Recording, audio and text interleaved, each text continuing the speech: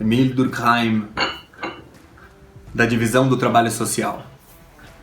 Seu Bulbasauro fazendo bagunça. Meu gato. Eu quero hoje falar sobre dois assuntos relacionados ao Durkheim.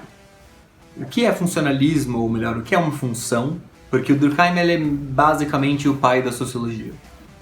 Ele que traz como uma nova ciência com os métodos específicos e tudo mais. E ele é bom. E daí a escola dele, porque você tem depois a escola posterior, que já é da galera que já é mais considerada dos caras politicamente engajados, são os estruturalistas, pós-estruturalistas e tudo mais. Mas entenda que é bem... galera... não é pra plebeus esses assuntos. O Durkheim ainda... Peraí. O Durkheim ainda é um pouco pra plebeu. Então, vou ler o parágrafo exato aqui, que eu acho que é pra vocês entenderem. É o capítulo 1, na página 13. Aqui tem um monte que não tá contabilizado. Dessa edição aqui. Edição da coleção Tópicos. Ele fala assim: a palavra função é empregada de duas maneiras bastante diferentes. Vamos ver como as duas podem funcionar para falar da sociedade. A partir do século XIX, é cada vez mais comum que metáforas da medicina comecem a ser usadas na filosofia. Isso é interessante se notar. Você pode reparar que o pessoal moderninho francês, Deleuze, Guattari, essa galera, o Foucault, nossa, metáfora da medicina, tudo metáfora da medicina. Então ele fala assim: a palavra função tem duas designações possíveis. Uma é um sistema de movimentos vitais, independentemente das consequências. Então, você tem vários órgãos num fluxo de fluidos. Tem uma função ali. E daí você não está pensando necessariamente da consequência, você talvez nem saiba qual é a consequência.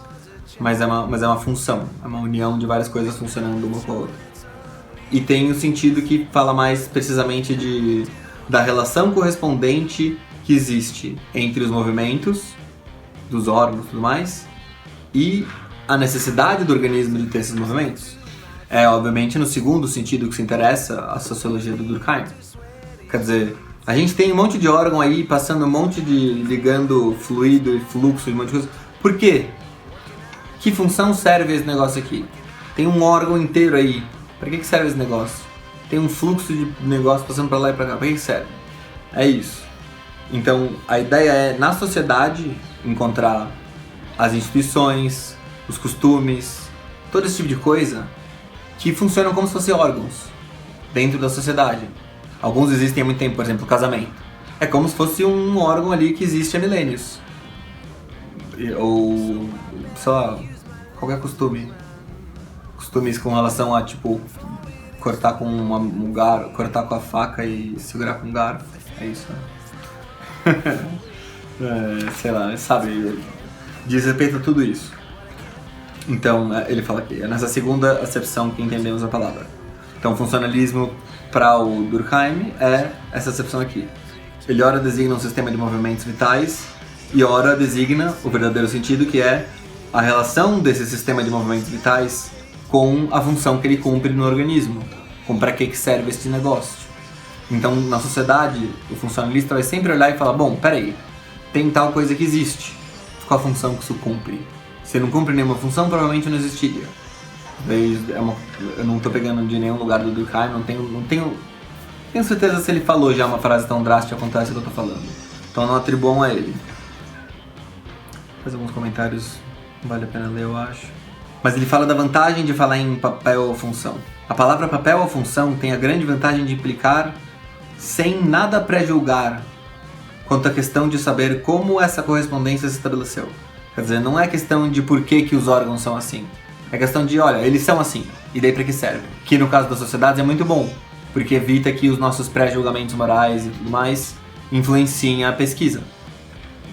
Daí dane-se, não importa por quê, não importa se foi porque Deus mandou, ou se foi porque, sabe, não importa. A gente quer saber só como que tá organizado e pra que serve. Interessante, ele fala assim que não importa se o que quer que exista, as instituições, essas relações entre os órgãos, ou essas relações entre as instituições e os costumes e tal, tenham se estabelecido por acaso ou intencionalmente. Ou seja, não importa se o esquema mundial de dominação global ou qualquer coisa que existe é intencional, é uma conspiração, é uma galera querendo ativamente impor a coisa, ou se aconteceu meio que sozinho e foi se ajustando a posteriori. Isso daí é irrelevante. A questão é, qual é o esquema, que função ele serve? Ele fala aqui, ora, o que nos importa é saber se ela existe e em que consiste. Quer dizer, se tem uma relação, a gente quer saber como é que é essa relação.